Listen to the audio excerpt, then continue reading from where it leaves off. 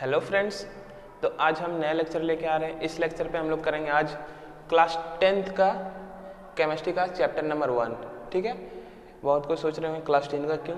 तो फ्रेंड्स, किसी ने बोला था कि क्लास 10 का केमिस्ट्री का फर्स्ट चैप्टर मुझे पढ़ना है, तो मैं बता दे रहा हूँ। ठीक है, तो इसी तरह आप लोग को भी अगर पढ़ना होगा कोई चैप्टर किसी भी क्लास का तो मुझे बोलना, मैं वीडियो लेके आऊँगा। ठीक है, तो चलिए स्टार्ट करते हैं हम लोग। फर्स्ट चैप्टर है हमारा क्लास 10th का केमिस्ट्री का केमिकल। एक सेकेंड, अच्छे से लिखते हैं। Chemical reaction and equation. ठीक है, और मैं जब भी पढ़ाता हूँ चैप्टर तो उस टाइम मैं हमेशा बताता हूँ क्या, कि चैप्टर पढ़ने से ज़्यादा इंपॉर्टेंट है चैप्टर का नाम का मतलब जानना, नाम का अर्थ जानना। ठीक है, तो आपको खुद ब खुद 90% चैप्टर का क्लियर हो जाएगा कि हमको पढ़ना क्या है और क्या क्या आगे मिल सकता है। तो चलिए देखते हैं केमिकल रिएक्शन एंड इक्वेशन। तो सबसे पहले केमिकल रिएक्शन का मतलब समझते हैं। ठीक है, केमिकल का मतलब केमिकल सब्सटेंस और रिएक्शन मतलब कोई ऐसा सब्सटेंस जो रिएक्ट कर रहा है। ठीक है, तो देखिए उसको आप कैसे समझेंगे केमिस्ट्री का लैंग्वेज में। केमिकल रिएक्शन उसको बोलते हैं, या फिर केमिकल रिएक्शन वो सब्सटेंस है जो एक केमिकल सब्सटेंस से दूसरे केमिकल सब्सटेंस में बदलता है, चेंज होता है। ठीक है, तो अगर इसका हम लोग डिफिनेशन लिखेंगे तो क्या लिख सकते हैं। देखिए फ्रेंड्स, मैं आप लोगों को समझाते जा रहा हूँ, डिफिनेशन भी लिखाते जा रहा हूँ। ठीक है, मैं क्या बोला एक बार फिर से बता देता हूँ अगर नहीं समझ में आया तो, कि केमिकल रिएक्शन उसको बोलते हैं, या फिर केमिकल रिएक्शन उस सब्सटेंस को बोलते हैं जिसमें केमिकल सब्सटेंस जो है वो दूसरे केमिकल सब्सटेंस में बदलता है। ठीक है, या तो जनरल लाइफ से मैं पहले रिलेट करके दिखाता हूँ आप लोग को। ठीक है, जैसे मान के चलो, ठीक है, घर में चावल डेली बनता है हमारे पास। ठीक है, तो हम लोग उसके लिए क्या क्या लेते हैं, वाटर प्लस राइस। ठीक है, ये मेरे पास वाटर और राइस दो रिएक्टेंट हो गया। ठीक है, देखिए फ्रेंड्स, ये भी हमको आगे पढ़ना था तो मैं इसी में बता देता हूँ। रिएक्टेंट उसको बोलते हैं जो केमिकल रिएक्शन में टेक पार्ट करता है, मतलब जो केमिकल रिएक्शन में मेरा भाग लेता है। ठीक है, तो उसको हम लोग बोलते हैं रिएक्टेंट। तो इसमें रिएक्टेंट कौन हो गया, वाटर और राइस दोनों हो जाएगा। और जो मेरा पास यहाँ पे फाइनल चीज आएगा उसको हम लोग बोलते हैं प्रोडक्ट। प्रोडक्ट उसको बोलते हैं जो फाइनल मेरे पास रिजल्ट आता है उसको हम लोग बोलते हैं प्रोडक्ट। ठीक है, तो चलिए देखते हैं। जैसे कि वाटर और राइस हो गया तो लास्ट में क्या देगा मेरे पास, ईटेबल राइस, या फिर सिर्फ राइस लिखते हैं। आप लोग समझ जाना कि कौन सा राइस है, खाने लायक राइस। लेकिन इसको हम लोग नहीं खा सकते क्योंकि ये कच्चा रहेगा। ठीक है, तो मेरा केमिकल रिएक्शन का मतलब समझाने का अर्थ यही है कि देखिए पहले जो मेरे पास सब्सटेंस है वो, अच्छा केमिस्ट्री का लैंग्वेज में समझते हैं। देखिए पहले जो केमिकल सब्सटेंस है, जो पहले मेरे पास केमिकल सब्सटेंस है वो मेरे पास अनदर केमिकल सब्सटेंस में चेंज हो गया, अनदर केमिकल सब्सटेंस में चेंज हो गया ना। ठीक है, चावल और राइस मिलके क्या बना दिया, खाने लायक राइस, जिसको हम लोग खा सकते हैं। लेकिन ये कच्चा है तो इसको नहीं खा सकते। ठीक है, तो फ्रेंड्स उसी प्रकार से हम लोग समझते हैं क्या, मेरा डस्टर गायब कौन कर देता है बार बार। ठीक है, चलिए अब हम लोग देखते हैं केमिकल रिएक्शन। ठीक है, केमिस्ट्री का लैंग्वेज में क्या होता है। ठीक है, चलिए डिफिनेशन लिखते हैं इसका। A chemical substance, a chemical substance which change लिखो या फिर कन्वर्ट लिखो, आप लोग जो सेंटेंस के अनुसार से जो सुटेबल लगता है वो लिखना। ठीक है, तो मैं एक बार देख लेता हूँ। A chemical substance which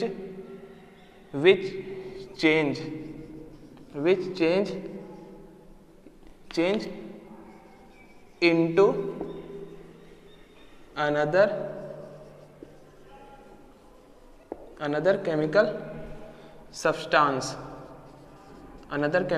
substance is called लिखो या फिर is known as लिखो, जो लिखना आप लोग को वो लिखना, is known as chemical reaction. ठीक है, शॉर्ट में लिख दिए। तो फ्रेंड्स, मैं जो अभी हिंदी में समझाया बस उसी को इंग्लिश में कन्वर्ट किया, इसलिए मैं बार हर एक लेक्चर में बोलता हूँ कि थ्योरी इंपॉर्टेंट नहीं है, समझना इंपॉर्टेंट है। ठीक है, अगर आपको समझ में आ जाएगा तो खुद ब खुद आप लिखोगे उस चीज़ को। तो देखो मैं वही चीज़ बोला था कि एक ऐसा केमिकल सब्सटेंस जो दूसरे केमिकल सब्सटेंस में कन्वर्ट होता है। For example rusting of iron. ठीक है, देखिए रस्टिंग ऑफ आयरन। ठीक है, समझाते हैं। अभी सिर्फ एग्जांपल लिखा गया, हम नहीं छोड़ेंगे, हम समझा रहे हैं। फिर डाइजेशन ऑफ फूड, और भी बहुत सारा है, ठीक है। जैसे फॉर एग्जांपल एक और लिखते हैं, बर्निंग ऑफ पेपर, ठीक है। और भी चीज़ अगर लिखने का होगा तो और भी चीज़ लिख सकते हैं, बर्निंग ऑफ कैंडल, ठीक है। तो चलिए इतना ही काफ़ी है मेरे लिए समझने के लिए।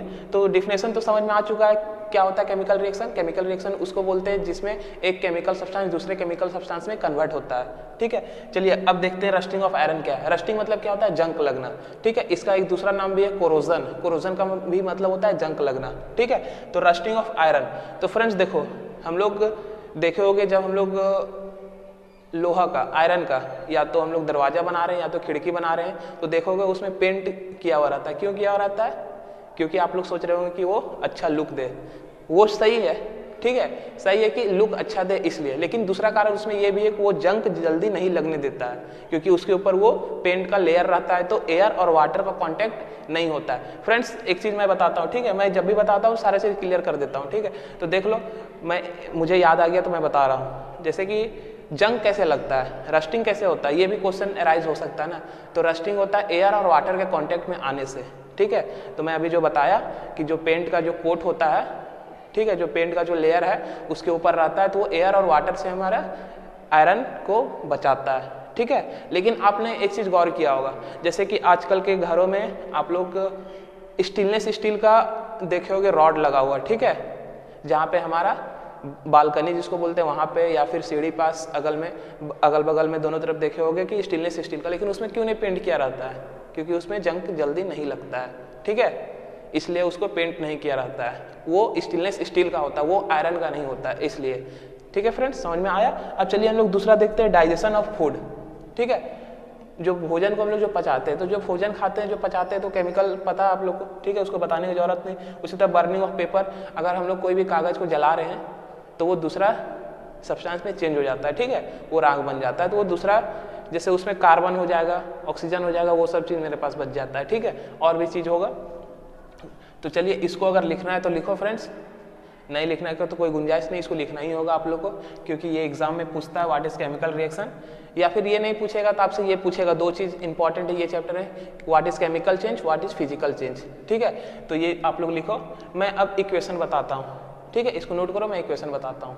तो चलिए फ्रेंड्स, हम लोग फर्स्ट का मतलब तो समझ गए केमिकल रिएक्शन किसको बोलते हैं, ठीक है। अब हम लोग देखते हैं कि केमिकल इक्वेशन किसको बोलते हैं, ठीक है। सेकेंड, इसको आप इक्वेशन बोलें या फिर केमिकल इक्वेशन बोलें, कोई दिक्कत नहीं है, ठीक है। केमिकल इक्वेशन किसको बोलते हैं, तो डिफिनेशन लिखने से पहले हम समझ लेते हैं केमिकल इक्वेशन किसको बोलते हैं। केमिकल इक्वेशन उसको बोलते हैं जिसको हम लोग मैथमेटिकली रिप्रेजेंट करते हैं, ठीक है। अब मैथमेटिकली का मतलब आप लोग सोच रहे हो 1 2 3 4 5 6 इसके फॉर्म में, मतलब नंबर के, in the form of number, नहीं फिर नंबर के फॉर्म में नहीं करते हैं, ठीक है। मैं फॉर एग्जांपल देता हूँ, जैसे कि केमिकल रिएक्शन का मैं एक एग्जांपल लिखता हूँ, जैसे सोडियम प्लस क्लोरीन, ठीक है। मैं इसका डिफिनेशन नहीं लिखाऊंगा, ठीक है, आप लोग को अगर इसका डिफिनेशन लिखना होगा तो मैं बोल दे रहा हूँ, केमिकल इक्वेशन, हाँ, which is represented in the form of mathematical, ठीक है।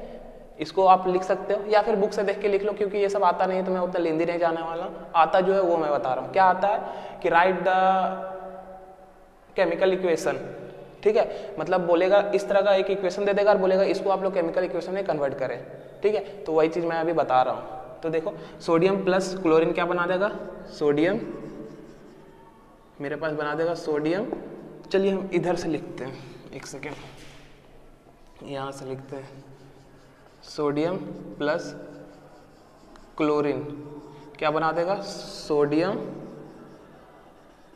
क्लोराइड, सोडियम क्लोराइड, ठीक है। तो देखो फ्रेंड्स, सोडियम और क्लोरीन बना रहा है मेरे पास सोडियम क्लोराइड, तो ये जो लिखा हुआ है केमिकल इक्वेशन नहीं है, इसको हम लोग केमिकल रिएक्शन बोल सकते हैं, लेकिन इक्वेशन नहीं बोल सकते, ठीक है। तो अब कैसे लिखे केमिकल इक्वेशन, तो चलिए देखते हैं। केमिकल इक्वेशन लिखने का सबसे ये जो हम बोले डिफिनेशन, ये बुक की, ठीक है, बुक का लैंग्वेज है, लेकिन अगर आप लोग को सिंपल जनरली अगर समझना है, याद रखना है, तो सीधा सा समझो कि केमिकल इक्वेशन उसको बोलते हैं जिसको हम लोग फॉर्मूला बेसिस में रिप्रेजेंट करते हैं, ठीक है। जैसे ये फॉर्मूला बेसिस तो नहीं है, इसको हम लोग नाम से लिखे हैं, वर्ड से लिखे हुए, तो जो फॉर्मूला बेसिस पे हम लोग रिप्रेजेंट करते हैं उसको हम लोग बोलते हैं केमिकल इक्वेशन, जनरल लैंग्वेज में, मतलब जो समझ में आए उस तरह। तो चलिए इसको फॉर्मूला में रिप्रेजेंट करते हैं। जैसे सोडियम का फॉर्मूला Na, क्लोरीन का Cl और सोडियम क्लोराइड का NaCl।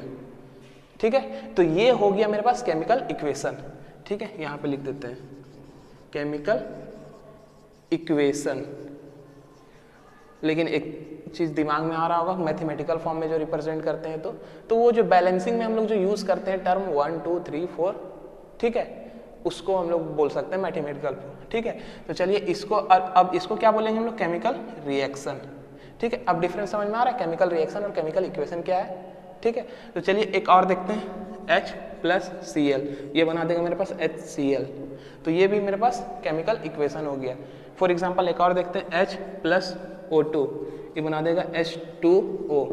ठीक है, अब चलिए देखते हैं, जैसे अभी मैं बताएं मैथमेटिकल फॉर्म में जो रिप्रेजेंट करते हैं, तो अब चलिए इसको देखते हैं। केमिकल इक्वेशन का मतलब एक चीज़ और मैं बताने के लिए भूल रहा हूँ। ठीक है, केमिकल इक्वेशन का मतलब क्या होता है, जो फॉर्मूला बेसिस पे रिप्रेजेंट करते हैं, बट वो बैलेंसिंग में होना चाहिए। बैलेंसिंग मतलब जितना इधर है उतना ही इधर होना चाहिए। ठीक है, लेकिन ये नहीं आया, इसलिए मैं बता रहा हूँ। चलिए देखते हैं, हाइड्रोजन कितना है यहाँ पे, फर्स्ट में कुछ नहीं मतलब 1। ठीक है, अब देखिए यहाँ पे हाइड्रोजन कितना है 2, तो यहाँ पे 2 नहीं है, तो एक और हाइड्रोजन चाहिए। ठीक है, तो ये मत करना कि एक H जोड़ दिया अपने से। ठीक है, ऐसा कुछ नहीं करना है, हम लोग को बैलेंस करना है। तो बैलेंस किया जाता है कैसे, वो बताता हूँ अभी। इधर देखो ऑक्सीजन कितना है, यहाँ पे 2, यहाँ पे ऑक्सीजन 1, तो देखो अपोजिट है, ये 2 ये 1, ये 2 ये 1, तो कैसे करेंगे इसको, तो चलिए देखते हैं हम लोग। ठीक है, इन जनरल करते हैं। ठीक है, कि स्टूडेंट कैसे करते हैं, तो देखो फर्स्ट, सबसे पहले हम लोग फर्स्ट से शुरुआत करेंगे। देखो यहाँ 1 है, यहाँ 2 है, तो इसको बैलेंस करने के लिए 2 करेंगे। ठीक है, बैलेंस हो गया दोनों। ठीक है फ्रेंड्स, अब चलिए अब यहाँ पे देखते हैं कि क्या होगा। यहाँ पे 2 हो गया, 2 हो गया, बैलेंस हो गया। यहाँ पे 1 है, यहाँ पे 2 है, तो आप दो चीज़ कर सकते हैं, इसको हाफ से कर दीजिए, तो हाफ ये कैंसिल हो जाएगा, तो 1 हो जाएगा। अगर इसका नहीं समझ में आ रहा है तो आप एक काम कीजिए, यहाँ पे 2 कीजिए, यहाँ पे 4 कीजिए, तो देखो 2 और 2 4 हो गया हाइड्रोजन, और ऑक्सीजन इससे जाके मल्टीप्लाई होगा तो 2 हो जाएगा, और यहाँ पे भी ऑक्सीजन 2 हो जाएगा। तो इसको दो तरह से हम लोग बैलेंस कर सकते हैं। एक ये तरीका था, half O2 gives H2O। देखो ये हाइड्रोजन 2 हाइड्रोजन 2, ये और ये कट जाएगा तो सिर्फ 1 ही बचेगा, तो इसको काट मत देना। ठीक है, ये हम लोग मैथमेटिकल सॉल्व नहीं कर रहे हैं, ये सिर्फ रिप्रेजेंट कर रहे हैं, तो ये होगा और ये हो गया। ठीक है, तो ये दो तरीका से रिप्रेजेंट होता है। तो हम लोग केमिकल इक्वेशन भी सीख लिए, अब हम लोग सीखेंगे केमिकल चेंज शुरू में सीखेंगे, फिर फिजिकल चेंज सीखेंगे। ठीक है, तो इसको नोट कीजिए फ्रेंड्स, मैं अब नेक्स्ट बताता हूँ। तो चलिए फ्रेंड्स, अब हम लोग देखते हैं फर्स्ट। ठीक है, अब इंपॉर्टेंट चीज आ गया हमारा, अच्छा से देखो। ठीक है, वो मेरे पास इंट्रोडक्शन था कि केमिकल रिएक्शन किसको बोलते हैं, इक्वेशन किसको बोलते हैं, और इसमें भी इंपॉर्टेंट मेरे पास जो है इक्वेशन को रिप्रेजेंट कैसे करते हैं। ठीक है, इक्वेशन को रिप्रेजेंट कैसे करते हैं, ये लिख के ले लो कि ये आएगा। ठीक है, और कैसा क्वेश्चन आएगा आपको, जैसे कि मैं दिया था सोडियम प्लस क्लोरीन, ये पूरा फुल वर्ड में लिखा रहेगा। ठीक है, उसी तरह और सारा रहेगा। ठीक है, नाइट्रोजन प्लस दिस। ठीक है, कुछ भी रह सकता है आप लोग को, तो ये क्वेश्चन प्रैक्टिस करना होगा। ठीक है, और उसमें भी आप लोग को प्रैक्टिस करने में मन नहीं है अपने से, तो वो भी कमेंट करो, मैं वो भी बताऊंगा। ठीक है, तो चलिए देखते हैं हम लोग पहला केमिकल चेंज।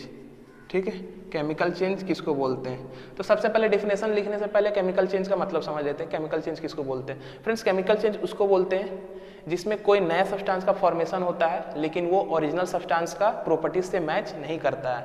क्या बोले हम, एक बार फिर से, केमिकल चेंज उसको बोलते हैं जो नया सब्सटेंस का फॉर्मेशन होता है। पहला पॉइंट क्या, नया सब्सटेंस का फॉर्मेशन होता है। दूसरा पॉइंट, नया सब्सटेंस का फॉर्मेशन होता तो है, लेकिन वो जो नया सब्सटेंस फॉर्म किया है वो मेरा ओरिजिनल सब्सटेंस का प्रॉपर्टीज से मैच नहीं करेगा। तो डिफिनेशन क्या लिखेंगे, ठीक है, मैं वही चीज़ लिखता हूँ जो हिंदी में बोलता हूँ। ठीक है, इसलिए मैं समझाता हूँ 2 बार 3 बार, क्यों, क्योंकि अगर आपको खुद समझ में आ जाएगा तो हमेशा के लिए याद हो जाएगा, और खुद से बना के लिख सकते हो। लेकिन रटने से क्या होगा, आज रटे एग्जाम में लिखे, खत्म बात। लेकिन पढ़ाई हमेशा काम देती है। ठीक है, new substance is formed, which is completely, a new substance is formed which is completely differ, या फिर different लिखो, which is completely different या फिर इस तरह लिखो आप, अ new substance is form which is completely different from, हाँ ठीक है, completely different from its properties, या फिर completely different from its original substance. Original substance,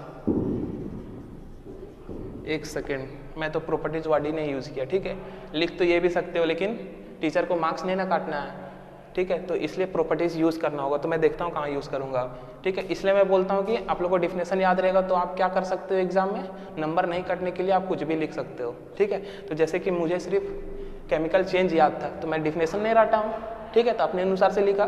तो इसीलिए a new substance is form which is completely different properties from its, और हाँ completely different properties यहाँ लिख लो, completely different properties from its original substance. जो ओरिजिनल सब्सटेंस है उसका प्रॉपर्टीज से बहुत ज़्यादा डिफरेंट होगा जो मेरा नया प्रोडक्ट या फिर जो मेरा नया सब्सटेंस बनेगा। फॉर एग्जांपल जैसे केमिकल रिएक्शन में दिए थे उसी तरह का, बर्निंग ऑफ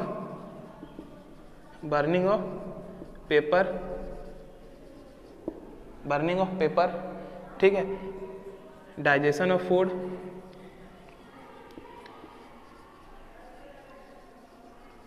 ठीक है। अब कंफ्यूज में होना कि सेम एग्जांपल दे रहे हैं, सेम इसलिए दे रहे हैं क्योंकि प्रॉपर्टीज मैच कर रहा है इसलिए।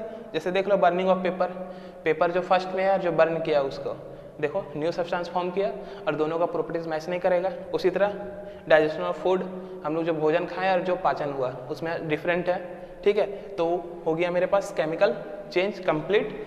अब चलिए हम लोग देखते हैं, यहीं पे स्पेस है मेरे पास तो यहीं पे मैं बता देता हूँ फिजिकल चेंज, ठीक है। और फ्रेंड्स जब दो चीज़ एक ही जैसा आएगा तो याद रखने का तरीका मैं बताता हूँ हमेशा, और फिर मैं बताता हूँ क्या होगा याद रखने का तरीका, जो यहाँ पे एकदम लगभग उसी का उल्टा होगा। जैसे वहाँ पे न्यू सब्सटेंस फॉर्म तो यहाँ पे एक नया सब्सटेंस का फॉर्मेशन नहीं होगा, लेकिन यहाँ पे उसका कलर और स्टेट में डिफरेंट होगा, ठीक है, different in colour and state but no new substance is form, ठीक है, यही डिफिनेशन होगा इसका। तो क्या हम बोले एक बार फिर से समझो कि जो मेरे पास केमिकल चेंज में एक नया सब्सटेंस का फॉर्मेशन हो रहा है लेकिन फिजिकल चेंज में नया सब्सटेंस का फॉर्मेशन नहीं होगा, ठीक है। तो मैं याद रखने का तरीका बता रहा हूँ कि अगर स्कूल का एग्जाम में अगर दे रहे हो, बोर्ड में बैठोगे तो अगर भूल गए तो ये तो याद रहेगा कि ये जो नया सब्सटेंस का फॉर्मेशन हो रहा है उसका उल्टा हो जाएगा, मतलब नया सब्सटेंस का फॉर्मेशन नहीं होगा। इतना भी लिखोगे तो टीचर जो है अगर 1 नंबर का है तो आधा नंबर जरूर देगा कि बच्चा थोड़ा सा सिर्फ यही छोड़ा है कि कलर और स्टेट छोड़ दिया है बस, ठीक है। हाँ चलिए डिफिनेशन लिखते हैं, change in colour and state मतलब राज्य, स्टेट मतलब राज्य नहीं, स्टेट मतलब अवस्था, जैसे सॉलिड से लिक्विड, लिक्विड से गैस, ठीक है, वेपर, यही सब होता है अवस्था, ठीक है, मतलब एक चीज़ से दूसरे चीज़ में कन्वर्ट होना। जैसे कि मेल्टिंग ऑफ वाटर, इसी का एग्जांपल है इसलिए मैं बता रहा हूँ, मेल्टिंग ऑफ आइस, वाटर तो मेल्ट ही रहता है ना, लिक्विड में रहता है, तो मेल्टिंग ऑफ आइस, तो जैसे आइस को मेल्ट किए हम लोग, ठीक है, तो वो अवस्था चेंज किया, सॉलिड से लिक्विड में गया, तो उसी को स्टेट बोलते हैं, ठीक है। कंफ्यूज मत होना क्योंकि स्पेलिंग सेम है इसलिए मैं बता दिया अच्छे से।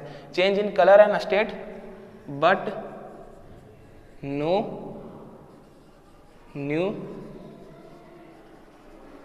New substance is formed, is called लिख लेना आगे chemical change. For example melting of ice, दूसरा एग्जांपल अगर यहाँ नहीं दिख रहा है तो मैं ऊपर में लिख देता हूँ, ठीक है फ्रेंड्स, मेल्टिंग ऑफ आइस, और दूसरा एग्जांपल हो जाएगा मेरे पास हीट ऑफ वाटर या फिर वेपोराइजेशन ऑफ वाटर, ठीक है, दूसरा वेपोराइजेशन ऑफ वाटर, ठीक है। ये तो समझा दिए हम कि ये फिजिकल चेंज क्यों है मेल्टिंग ऑफ आइस, क्योंकि इसमें कोई नया सब्सटेंस का फॉर्मेशन नहीं हो रहा है, ठीक है, आइस जो है वो भी पानी से ही बना हुआ है और मेल्ट करेगा तो भी पानी ही होगा, ठीक है, लेकिन इसका कलर और स्टेट में चेंज होता है। स्टेट क्या होता है, एक सॉलिड होता है एक लिक्विड होता है, ठीक है, और जो वाटर का कोई कलर नहीं होता है, लेकिन जब वो आइस बनता है तो उसमें कलर थोड़ा सा वाइट टाइप का लगता है हमको, ठीक है, तो वही चीज़ डिफरेंट है इसमें। उसी प्रकार वेपोराइजेशन ऑफ वाटर, वेपोराइजेशन मतलब वाष्पीकरण, जो मेरा वेपर बनता है। स्टीम, इसका दूसरा नाम स्टीम भी बोल सकते हैं लोग, स्टीम मतलब भी वेपर ही होता है, ठीक है।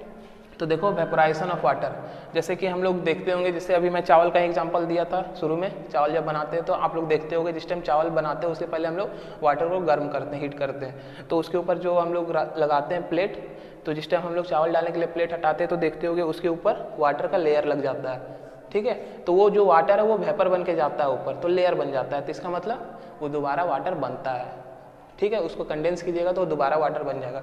तो देखो फिजिकल प्रॉपर्टीज हम लोग को समझ में आ गया, ठीक है। तो फ्रेंड्स आज बस इतना ही हम लोग पढ़ेंगे। नेक्स्ट लेक्चर पे हम लोग करेंगे types of chemical reaction. For example मैं 2-3 बता देता हूँ, आप लोग पढ़ लेना, जितने सारे प्रॉपर्टीज है, शायद 6 या 7 है उसमें टोटल, तो आप लोग पढ़ लेना। क्या केमिकल रिएक्शन, एक होता है मेरे पास डिकम्पोजिशन, एक होता है डबल डिकम्पोजिशन, ठीक है, फिर डिस्प्लेसमेंट, डबल डिस्प्लेसमेंट, ठीक है। तो ये सब आप लोग पढ़ के आना, तो मैं नेक्स्ट लेक्चर पे वो पूरा कंप्लीट कर दूंगा, ठीक है फ्रेंड्स। तो आज का लेक्चर बस इतना ही। Thank you friends.